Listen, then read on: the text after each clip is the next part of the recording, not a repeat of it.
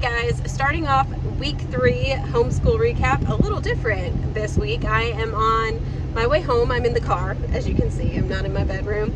I had to pick up some medication from the pharmacy because if I could describe this week in one word, it would be sick. And no, I don't mean like dope or fire or cool by that. I mean literally sick, like coughing up our lungs sick. So yeah, let's get into it. Hey, I'm Amber, mom of 6 kids. If you wanna know about my life, just watch this vid. It's a recap of my week, homeschooling and life. Oh, and by the way, I'm the pickin' preacher's wife. It's the homeschool recap. It is 11 o'clock at night. I'm back home.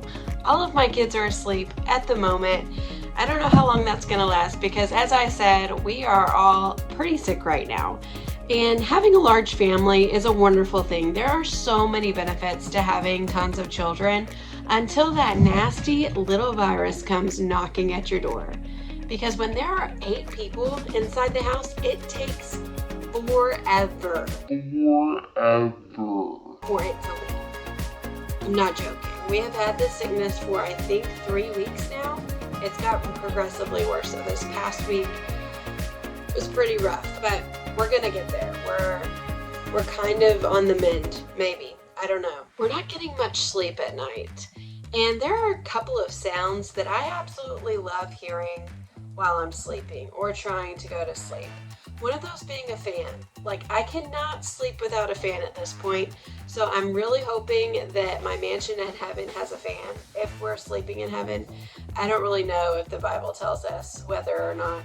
I know we won't need to sleep, but I really enjoy sleep, so I wouldn't mind if we still sleep in heaven. Another sound that I absolutely love is the whirring of my husband's CPAP machine, because it means, first of all, that he's going to wake up fine and his body will not successfully try to kill him every night, but also I don't hear the sound of him snoring. Now, the sound that I cannot stand is children coughing. My children have been coughing nonstop for the past 2 to 3 weeks. I can't stand the sound of children coughing for 2 reasons. First of all, it's annoying, and I know they can't help it, and their body needs to cough, right, to get out all the bad stuff. I totally understand. It's not their fault. I'm not trying to make them feel bad or anything, but it is so annoying. It is so annoying. And secondly, it's anxiety inducing, because as a parent, when you hear your child cough, you are automatically picking up your phone and Googling for the next 1.5 hours what this particular sound that just came out of your son or daughter's insides means. And then your mind travels down the path of, this is literally the worst cough that they could ever have, and they will be in the hospital and they will die. That's where your brain takes you as a mom or a dad with a coughing child. We haven't been getting much sleep, so excuse my appearance. I did just get out of the shower also, but I'm very tired. Speaking of showers, we all know about what happens when moms take showers. It's like the children are screaming at you through the door for something that their father is perfectly capable of answering or helping them with. This is one of those things that I like to call a phenomenon. It is a phenomenon. And that is actually a very difficult word to say. I've had to say it over and over again about 20 times while filming this. It is a phenomenon.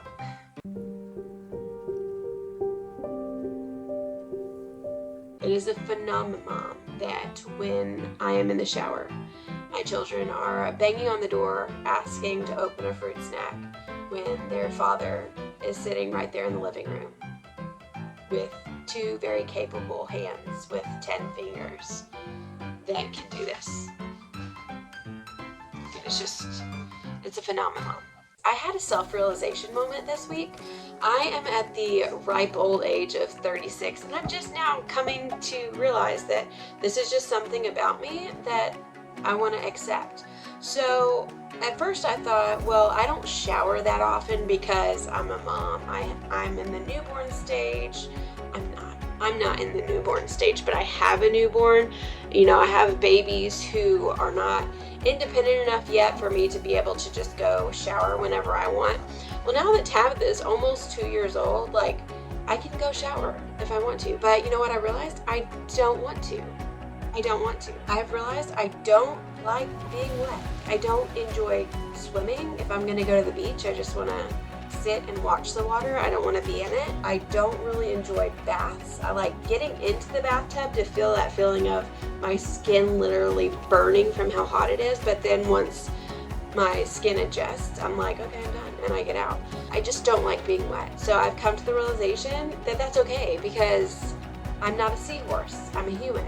My body is made up of 50 to 70% of water, but that also means that I don't need extra water on top of it. So that's why I don't shower as much. I'm not going to talk about how often that is. You're just watching me on a video, so that shouldn't affect you. That knowledge should not affect you. Now, my church friends that are watching this video, or my children, or my husband, I'm sorry, okay? It's just who I am. I'm not a seahorse. So this week was pretty crazy in that we were stuck at home a lot, not doing much. But I've seen God provide so many times in this season that Keith and I are in right now, while we're living literally eBay payment to eBay payment, like day to day. And this week it happened twice where I didn't have the money for what I needed, and God provided it. So the first one, I was in Walmart parking lot and I really needed to get diapers, but I was gonna walk in there and just not be able to pick them up and somehow make it work without them. And I got a payment from a dress that I had posted on Facebook, not knowing whether it was gonna sell that day or not. But I was sitting in the Walmart parking lot, and before walking in, I get a notification that this person wanted it, and she paid immediately. And so I had the money that I needed to get diapers. Later that week, I had to take Abigail to urgent care because all this junk was getting up in her lungs, and so we had to do breathing treatments and all that kind of stuff. And I did not have enough food in my pantry for dinner. I was sitting in that urgent care going, what in the world are we gonna eat? I've got maybe 2 or 3 spoons of peanut butter and like 4 pieces of bread. And I've got 6 children, so that's not gonna work out. Well, I get an email from Venmo saying that I got a payment from a lovely friend that was totally unexpected. Like, I didn't tell anybody what my situation was. And it was just such a blessing. And it's just a testament that God is going to provide from now until He raptures me home. Which, speaking of that, I almost thought that I wasn't going to make the rapture, honestly, because on my way home from Walmart, like, something very terrifying happened to me. My life flashed before my eyes. On my way home, there is a railroad track that I have to cross over. So I am crossing over this railroad track. The railroad crossing sign things weren't down or anything. Well, I'm crossing this railroad track, and I look to the left, and I see an oncoming train. And when I look, it looks like it is very close, like much closer than it probably was. But I have never looked down the railroad track before while I'm driving on the railroad track and saw a train coming at me. Guys, I thought I was about to be pummeled into eternity, honestly. The hymn, I'll Fly Away, like, was not going to be my reality because, well, I mean, technically, probably I would be flying away, but it was very terrifying. But I survived, and we're going to survive this week, and we're going to survive next week, and we're just going to keep chugging along. Let's go to homeschool. Now, I did the exact same verse that I've been doing the past 2 weeks, and by the time I'm done with this, all of my viewers are going to have this verse memorized. Praise the Lord. Proverbs 15:1. A soft answer turneth away wrath. We spent the week talking more about our brains and how they function. We took a deep dive into our left brain and our right brain and how they work together. So we watched these 3 YouTube videos that were really cool and also fun and appropriate for children, unlike the ones I talked about last week. We also took time watching a few videos about people's brains who have ADD or ADHD because my son Elijah was really curious about that, so we watched a couple of videos about that. I had Elijah and Abigail train their left brain by writing their names 20 times with their left hand, and they actually really enjoyed it, and it was cool to see as they went along how much better their penmanship went.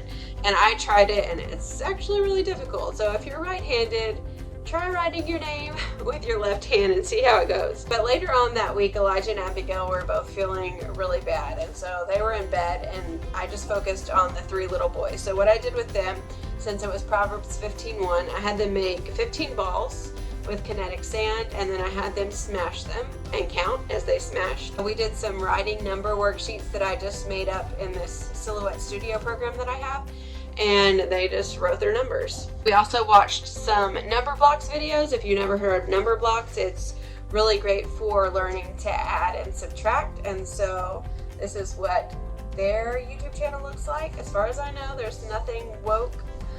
They're literally just animated blocks that join together to make different numbers. So haven't seen anything yet, but I'll let you know.